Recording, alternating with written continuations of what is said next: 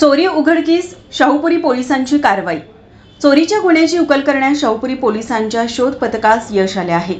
संशयित आरोपी कोल्हापूर महावीर गार्डन परिसरात येणार असल्याची गोपनीय बातमी पोलीस अंमलदार शुभम संगपाळ, मिलिंद बांगर आणि लखन पाटील यांना मिळाली होती।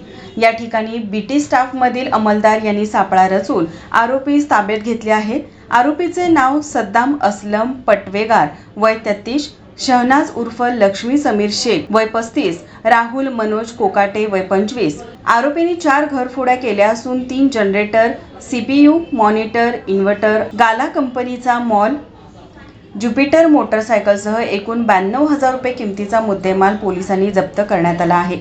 सदर कारवाई पोलीस अधीक्षक महेंद्र पंडित, उपविभागीय पोलीस अधिकारी अजित टिक्के, पोलीस निरीक्षक अजय सिनकर, सहाय्यक पोलीस निरीक्षक विशाल मुळे, सहाय्यक फौजा संदीप जाधव यांनी केली। सदर गुन्ह्याचा पुढील तपास महेश बांगर हे करीत आहेत।